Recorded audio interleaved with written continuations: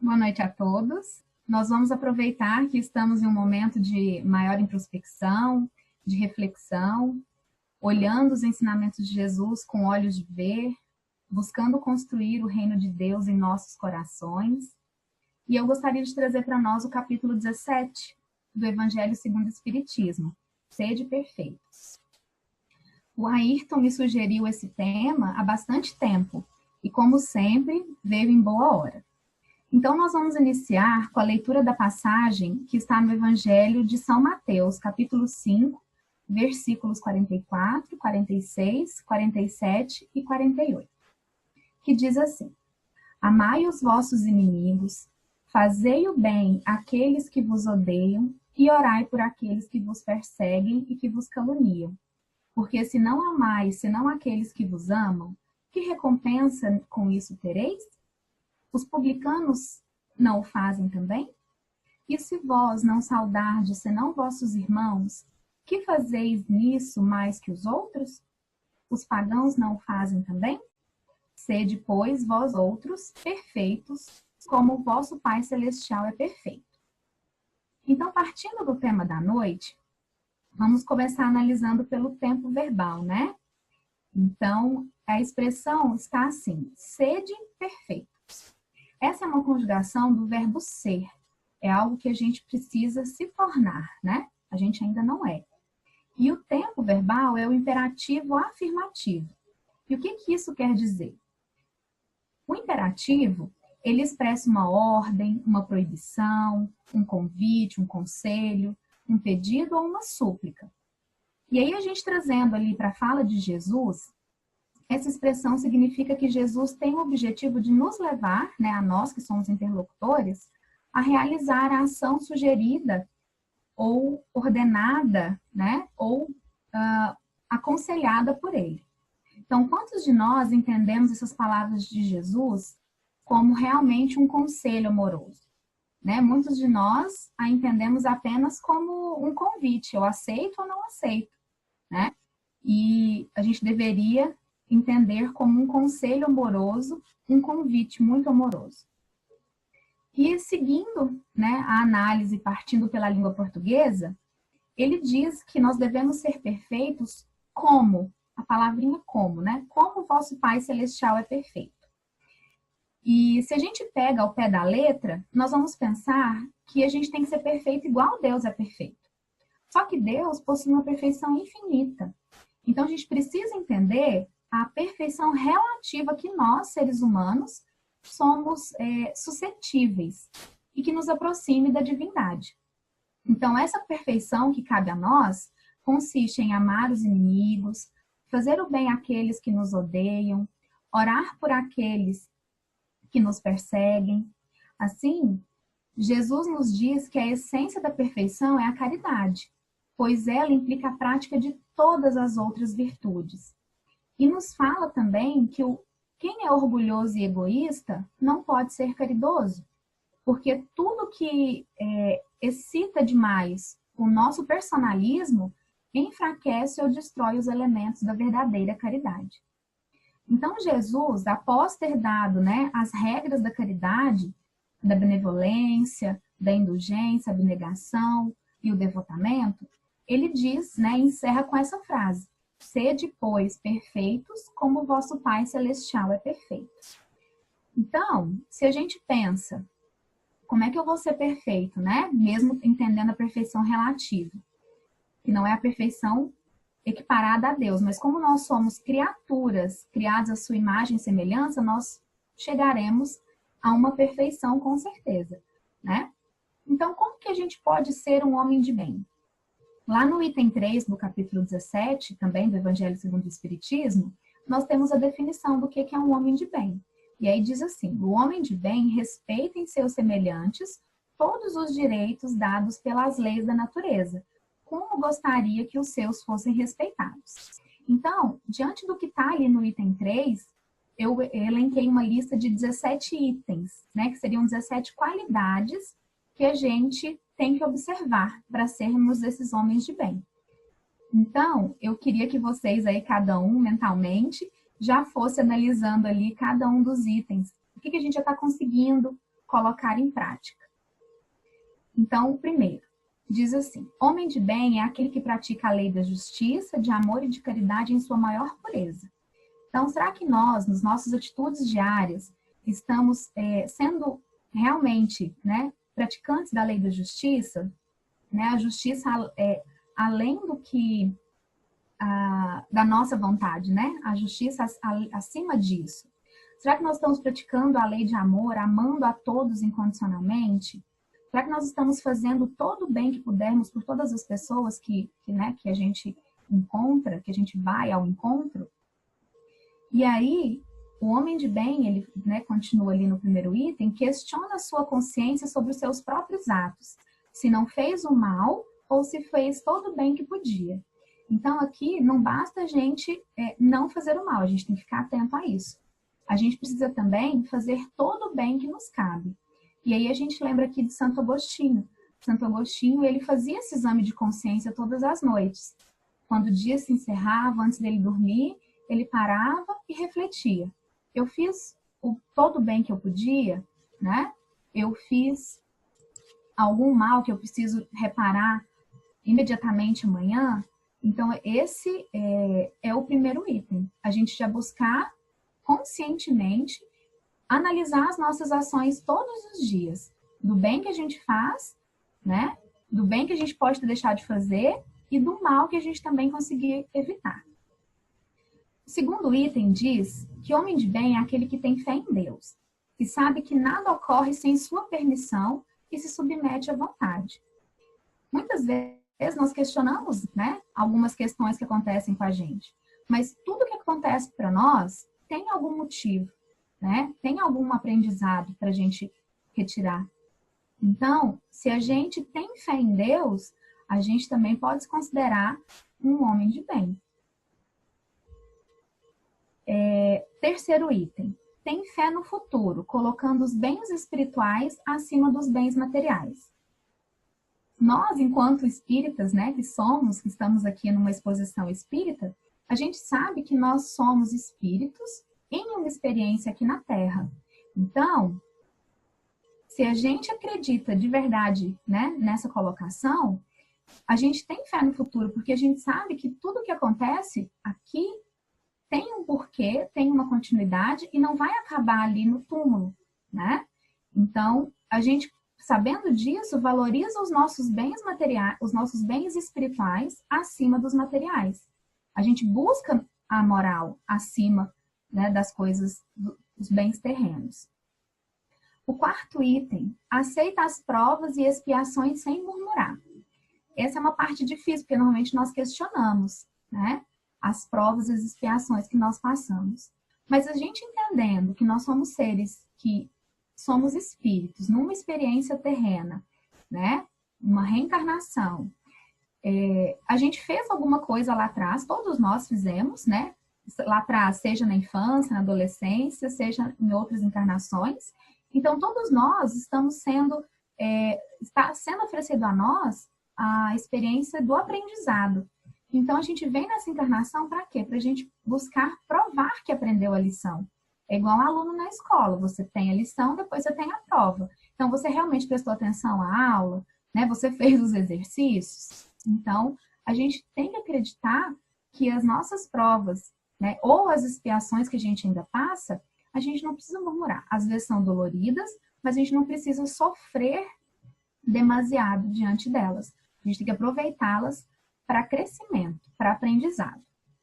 O próximo item diz que o homem de bem faz o bem pelo bem sem esperar recompensa, retribui o mal com o bem e defende os fracos, sacrifica seus interesses à justiça.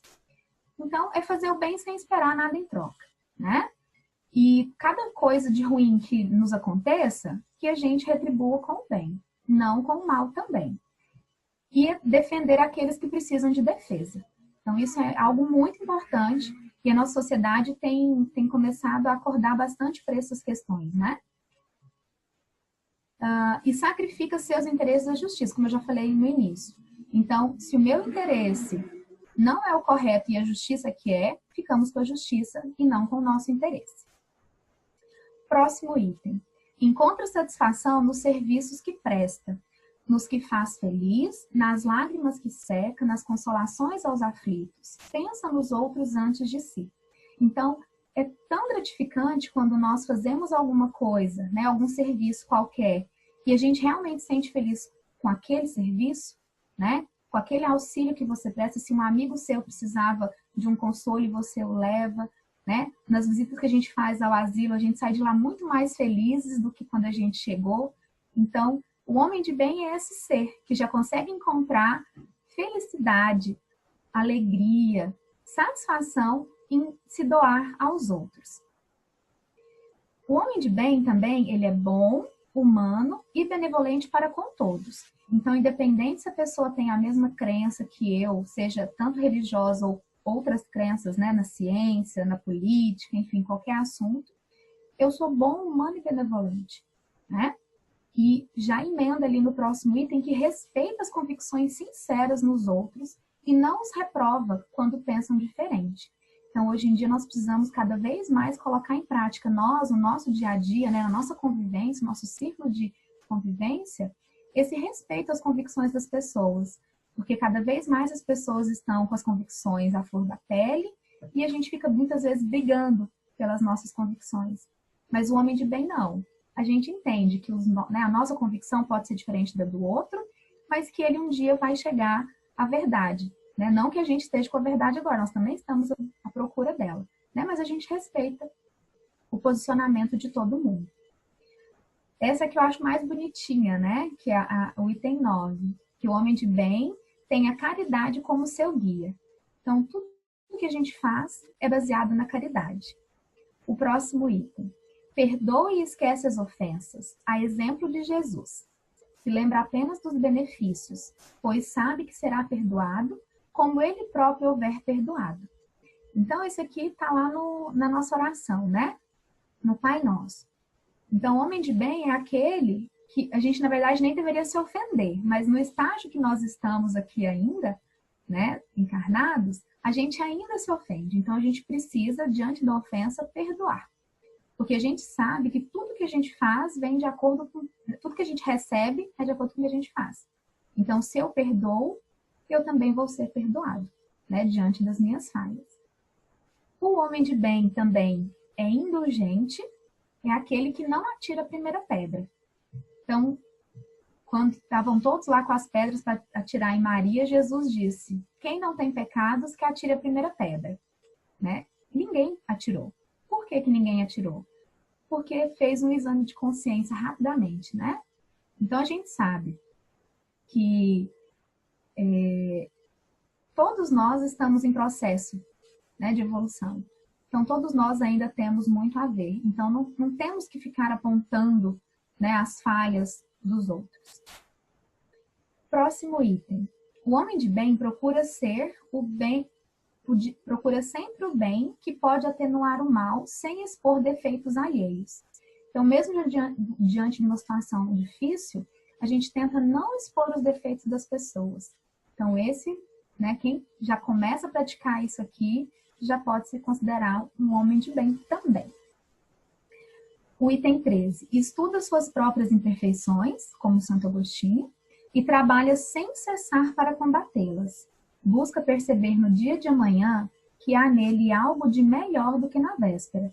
Então, se a gente olhar que hoje eu estou um pouco melhor do que ontem, eu já estou no caminho para ser um homem de bem e já estou aceitando o convite de Jesus para ser perfeito. Está acabando os itens aqui, estão acabando. O 14º. Busca ressaltar as vantagens dos outros em toda ocasião, não as suas próprias.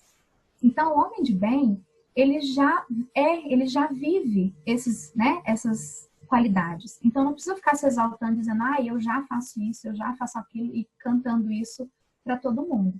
O homem de bem, ele procura fazer elogio aos outros para que os outros também se sintam privilegiados, né? Então, é muito importante nós buscarmos fazer essa parte também, de dar destaque aos outros, a qualidade dos outros. E aí, indo para o final aqui dos itens, não se envaidece com fortuna e vantagens. Sabe que tudo que lhe foi dado pode ser retirado. Então, o homem de bem sabe que se ele hoje está numa situação em que ele, né, trabalhou aqui, né, materialmente falando, tem um dinheiro, tem uma fortuna, seja ela qual for, que ele use esse dinheiro para caridade, né? Que ele use esse dinheiro para auxiliar as pessoas. Então, que a gente pode lembrar disso, porque tudo que a gente recebe, a gente pode ter isso retirado, né? No material. Agora, as transformações que a gente faz na nossa intimidade, isso ninguém nos tira. E é isso que a gente leva. Penúltimo. Usa dos bens que lhe são concedidos sem abuso, pois sabe que prestará conta de tudo. Então, já emenda ali o 15º com o 16º. E o 17º, ele é muito importante também, porque o homem de bem é aquele que usa sua autoridade para erguer a moral dos subordinados. Então, se hoje eu estou numa condição de líder, eu não vou ter um monte de escravo ao meu redor, pelo contrário, eu vou estimular os meus colegas de trabalho a estudarem, a batalharem para sempre poderem se destacar. E se eu hoje estou numa condição de empregado, subordinado, eu devo cumprir os meus deveres de forma conscienciosa, sem reclamar. E a gente precisa perceber, na posição em que nós estamos, nós precisamos fazer o melhor que nós pudermos. Então, essa não é a enumeração de todas as qualidades do homem de bem, mas todos nós, né, quando nos esforçamos em possuir essas qualidades, quer dizer que nós estamos no caminho que vai nos conduzir às outras qualidades. Então, se diante dessa lista eu sinto que eu estou me esforçando por adquirir cada uma dessas qualidades, com certeza eu já estou começando a seguir o ensinamento de Jesus para ser perfeito. E aí a gente já emenda uma perguntinha, né? Se ser um homem de bem para ser perfeito tem tudo isso, e como ser um bom espírita?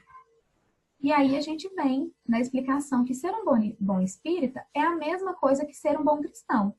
Porque o espiritismo, ele só veio trazer luz aos ensinamentos de Jesus. Ele nos auxilia a entender os ensinamentos sob a ótica da fé raciocinada, sem alegorias, facilitando aos homens a inteligência e a prática da moral do Cristo. Se já nos esforçamos por adquirir as qualidades aqui citadas, nós já estamos sendo bons espíritas. E conhecendo a moral cristã, o bom espírita é aquele que se esforça em se transformar, sem se apegar só aos fenômenos, mas sim ao conteúdo que pode ser utilizado em seu favor para sua transformação interior, sua transformação moral, sabendo que nós somos espíritos em uma experiência material. No Livro dos Espíritos, quando Kardec pergunta qual a definição do verdadeiro espírita, os espíritos nos dizem que reconhece-se o verdadeiro espírita pela sua transformação moral e pelo esforço que faz para domar suas más inclinações. E aí eu trago a reflexão para nós que estamos aqui. Quando a gente participa das exposições espíritas, dos cursos básicos, ou dos cursos sistematizados, ou aprofundado, ou ainda de grupos mediúnicos, a gente precisa ter essa definição em mente. Então, quem é o espírita?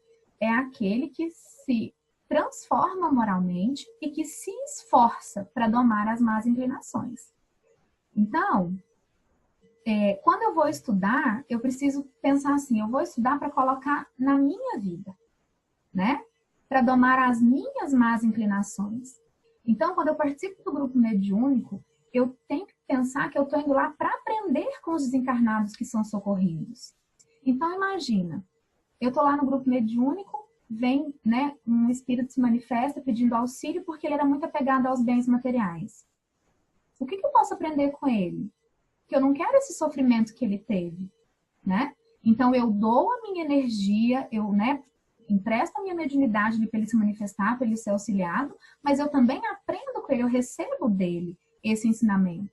Então, será que nós estamos fazendo estudo, participando das exposições e participando de grupo mediúnico com essa visão de que eu, de fato, estou ali para aprender também com eles, além de doar minha energia? Isso é ser um bom espírita.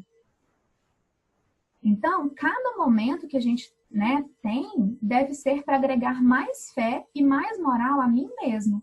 E, consequentemente, ser mais caridoso ajudando o meu próximo como eu puder. E aí, para a gente ilustrar isso que eu estou falando, eu trouxe para vocês a parábola do semeador. A parábola do semeador diz o seguinte, que Jesus estava ali sentado perto do mar, uma multidão, né, chegou, e ele então subiu no barco para poder falar por parábolas aos ouvintes, né, aquela multidão.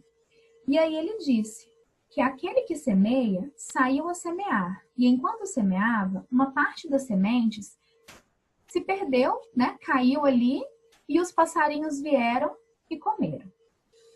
Uma outra parte das sementes caíram em solo pedregoso. E como o solo não tinha profundidade, ela até brotou, mas logo veio o sol e queimou as folhas. Outra parte das sementes caíram entre os espinhos. Elas até começaram a crescer, mas depois os espinhos vieram e as sufocaram. E por último, as últimas sementes caíram em solo fértil. E ali elas renderam algumas 100 por 1, outras 60 por 1 e outras 30 por 1. Então, o que são essas sementes? Todo aquele que escuta a palavra do reino e não lhe dá atenção, o espírito maligno vem e arrebata o que havia sido semeado em seu coração. É aquele que recebeu a semente ao longo do caminho. Então, aqui a explicação da parábola é essa, que a semente é o ensinamento de Jesus. Então, todos nós que recebemos o ensinamento de Jesus, mas não estou nem aí, eu não estou me importando, o que acontece? Ela não vai gerar frutos. Aquele que recebe a semente no meio das pedras é aquele que escuta a palavra e que a recebe na mesma hora. Pensa assim, nossa, que linda, essa palestra foi tão boa, adorei. Só que aí quando você sai, né, terminou ali, você já não lembra mais de nada, não serve para mais nada aquela informação. Aquele que recebe a semente entre os espinhos é o que ouve a palavra, mas em seguida, os cuidados deste mundo e a ilusão das riquezas sufocam em si a palavra. Então, eu até ouvi, mas eu estou mais preocupado com as questões materiais do que com as espirituais. Então, são esses espinhos, né, que sufocam. Mas aquele que recebe a semente numa boa terra é aquele que escuta a palavra, que lhe presta atenção e que dá fruto, e rende 100 ou 60 ou 30 por 1. Então, a gente tem que fazer uma reflexão íntima, né? Que espécie de solo eu estou sendo? Sou aquele que recebe, né, que a semente caiu e o pássaro veio e comeu? Eu sou aquele que gosto muito, né? Adorei a palestra, mas daí daqui a pouco não serve para nada no meu dia a dia, eu não transformo em nada a minha vida, não acrescento em nada na minha fé, na minha moral. Ou eu sou aquele que só ouvi, mas não dá importância. Ou, é o que a gente espera, né? A gente tenta ser aqueles que de fato recebem a palavra de Jesus, a entendem e buscam trazê-la para a nossa vivência. Não para minha irmã, para o meu irmão, para o meu marido, para mim. Aquela mensagem tem que servir para mim sempre que eu tiver acesso a ela. Aqui, para sermos, né, para seguirmos o caminho de sermos perfeitos, dito por Jesus, nós precisamos ser essa terra fértil para receber a semente. Então, que nós espíritas possamos deixar de ser solo cheio de pedras e espinhos, onde nos agrada apenas as manifestações mediúnicas, mas não o seu conteúdo, de fato, sendo colocado em prática em nossa vida. Que passemos a ser solo fértil, ouvindo a mensagem cristã e pensando em que ela será útil para mim. Não para o meu vizinho, nem para ninguém, para mim. Né? Então, o homem no mundo não é aquele que foge de todos os prazeres né, da nossa condição humana, mas é aquele que, quando vai começar uma obra, pede auxílio ao Senhor, lembra de Deus naquela obra. Quando a gente termina, quando a gente concretiza uma tarefa, que a gente agradece a Deus pelo auxílio. Então, a gente não é do mundo, mas nós estamos no mundo. Então, a gente tem que viver aqui no mundo, com certeza, mas lembrando sempre que nós somos espíritos que viemos para nos transformar e para nos esforçar em não cairmos em novas tentações. O que quer que a gente faça, a gente precisa lembrar de Deus para purificar e santificar os nossos atos. E como Jesus disse que a perfeição máxima está na caridade, a gente sabe que se vivêssemos sozinhos, a gente não teria como praticar a caridade. Sabemos que é nesse contato que a gente tem com os nossos semelhantes, né, nas lutas mais penosas, que nós encontramos ocasião para fazer a caridade. Então, no item 10, ainda do capítulo Sede Perfeitos, encontramos que aquele que se isola priva-se voluntariamente do mais poderoso meio de perfeição. Não tendo que pensar senão em si, sua vida é de um egoísta. Então a gente entende que a convivência com a família, com os amigos, no nosso trabalho, aqui na casa espírita, né? Nós temos a oportunidade de colocar em prática aquela lista lá no início. A gente tem a oportunidade de colocar em prática todos esses ensinamentos de caridade para com todos, amando-os e também amando a nós e burilando a nós mesmos. E para a gente encerrar, última pergunta. Para sermos perfeitos, precisamos cuidar só das questões do espírito? Então, o espírito protetor, ele nos traz uma mensagem do item 11, que ele diz que nós precisamos viver em harmonia, cuidando do corpo e do espírito, pois um depende do outro para a nossa meta de sermos perfeitos. E que a perfeição está nas reformas que fizermos nosso espírito suportar, conduzindo a Deus, construindo o reino de Deus em nós. Boa noite.